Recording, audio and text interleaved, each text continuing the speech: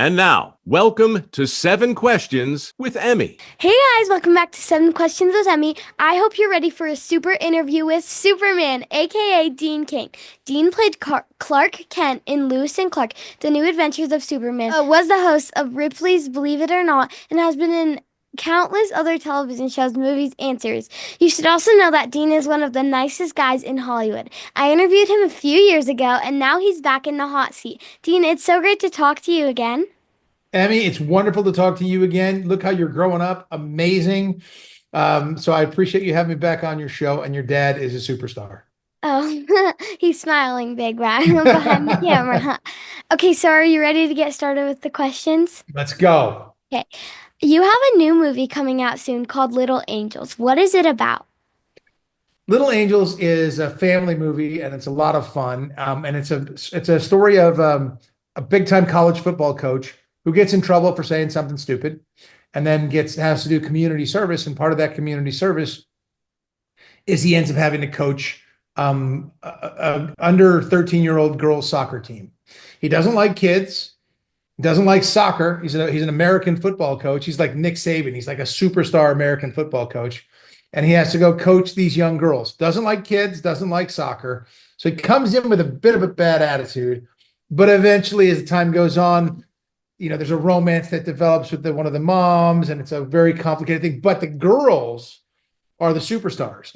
The young soccer players, he starts to really like them and like their work ethic. And someone else starts picking on the girls, and he starts to protect them. And so it changes his perspective completely. He teaches them about team and grit, and they teach him to have a heart. And it's a sweet, lovely story. If you have friends who play soccer, go out there, boys, girls, families, see it together. It's a feel-good, lovely movie. I highly recommend it. Of course, I produced it and directed it and wrote it and acted it, whatever. But it's a great movie. Go see it. You should have called me. Next time you have a movie with 12-year-old girls in it, call me. I'll be Yes, ma'am. I am turning 12 a couple days after the film debuts. And what made you want to write a movie featuring 12-year-old girls playing soccer? It's funny. You're supposed to write what you know about. So if you spend time doing something, I know football really well. I played professional football. You can see my Buffalo Bills helmet there. You can see my college football helmet there. Although that really wasn't my college football helmet. That was my pro helmet. That's just one they sent me because it's because they love my school. But if you write what you know about, I know about football. I didn't know much about soccer, but at the time, my goddaughter was 12. My niece was 12, and they were playing soccer all the time. And I would go out on the weekends to watch them play, sometimes play against each other. In fact, one game was the championship game, and they were both in the goal. So the one was on one team, one was on the other team. Someone was going to lose. It was terrible. And then my goddaughter ended up losing and was crying and so upset. And then I took them both for ice cream, and she forgot all about it. It was great. But being around that and seeing the thousands of kids out there playing soccer and the parents and everything. And I started talking to the parents, and there was no sort of soccer movies for them to watch, for the teams to get together and watch and bond over. So I decided to write this movie, and I thought it was a lot of fun. And it's turned out really, really well. I'm super proud of this film. If you don't like something about the movie, there's one person to blame, and that's me. Oh, I bet it's amazing. It's fun. We're excited to watch it. Yes. So Go in the you were theaters June 6th. Go to the theaters, people. Emmy's audience, please, please. Yes, please. So you were my mom's childhood celebrity crush, but who was yours? Your dad. Your Oh, dad was my celebrity crush. My first celebrity crush when I was very young, she was older than me, but it was Farrah Fawcett. She took this picture in a one-piece bathing suit, just sitting there smiling, and it made my heart go dun, dun, dun, dun, in a weird way. I was like, what is this? What am I feeling here? So that was my first celebrity crush, was Farrah Fawcett. She's since passed, but that was my first celebrity crush. Since then, I've had about 400. I don't want to get into it. oh, yeah, okay. For who is it today? Oh, you would, Emmy, why do you have to ask the hard-hitting questions? There are a few actresses I think are amazing. I think Gal Gadot is amazing. Bless her, she's married and has kids and everything. But I do fancy her a little bit. She's pretty outstanding. Um, who else? Oh my gosh, there are so many lovely. I'll just go with Gal Gadot. Keep myself out of trouble. She's also a superhero, so we can work that out. We can have a more in-depth interview in a couple of weeks, and it can be like an hour long, just explaining all the crushes you've ever had in your whole life. I think I'm going to plead the fifth on that and stay out of trouble. Okay. What has changed since I last talked to you a couple of years ago? Oh my gosh, a whole bunch has changed. For number one, my son graduated college. So he graduated college and we moved after he graduated, right after he graduated, we moved from Southern California, Malibu, California, to Las Vegas, Nevada, actually Henderson, just outside of it. California has some crazy rules, some crazy business rules, some crazy tax rules, crazy regulations. And I thought I was going to live there forever. And I was so comfortable there. I grew up there. But those crazy rules and taxes and things just became too much. And my son was actually the spark that gave me the idea that maybe we don't have to live in Malibu, California, Yeah. which was completely revolutionary thinking to me. I'd never thought about leaving. And we got this incredibly gorgeous, house out here in Nevada, no state income tax, business friendly, way less regulations. I love the weather. Everything about it is fantastic.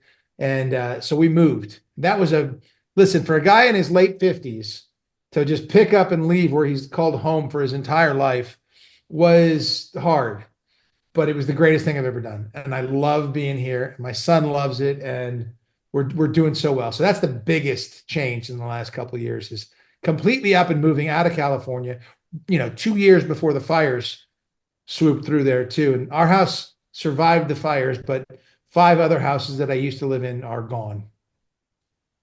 That is very sad. Yeah, it is sad. It's really sad for the people who are there whose house is burned down.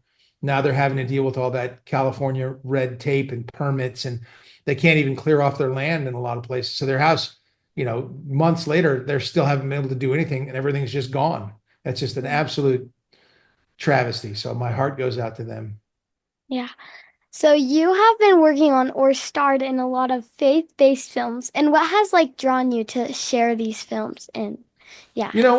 I think, Emmy, when my son was born in the year 2000, which is way before you were born, I was already 30 something years old. When he was born, life changes for a parent.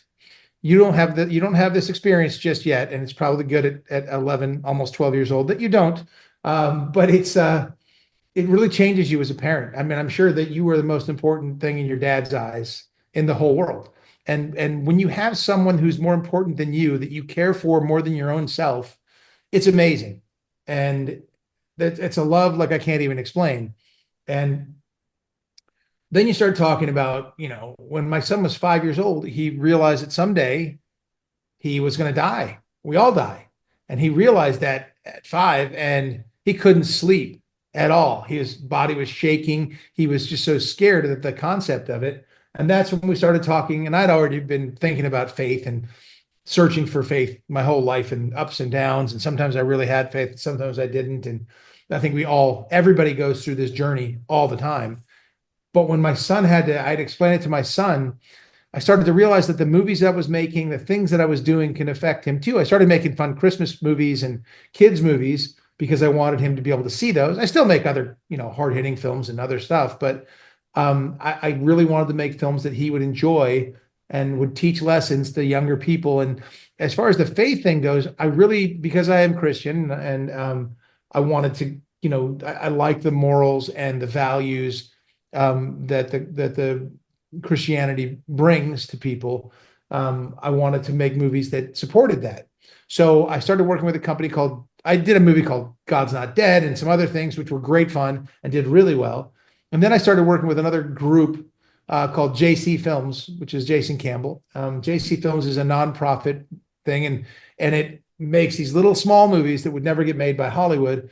But when people ask me, like if your dad said, "Hey, Emmy wants to get into acting and wants to do things here, what do you suggest the best way to do it? I wouldn't say go to Hollywood and get an agent. I would say come and work with JC Films, because you'll get some film, you'll understand the film business in a very welcoming, friendly way. And that's one of the reasons I do them. But the biggest reason is I want to put that kind of content out there to change the culture. I want people to think in those terms and see those things if they want to, and learn something. And it's cliche to say it, like, if it helps one person, it's worth it. But I think, when I go to Comic-Cons and things and people talk about Superman or Ripley's Believe It or Not or other things I've done, a lot of people mention the faith movies and they say thank you for it. So I know I'm helping affect people's lives in a positive way. And that's the ultimate reward in itself. So do you have any fun plans for the summer? We're almost there. I have wonderfully fun plans. It gets real hot here in Las Vegas in the summertime, but I have like 4 or 5 movies I have to do this year that are still to do. So June 6th, Little Angels comes out. So I get to do a bunch of publicity talking about that.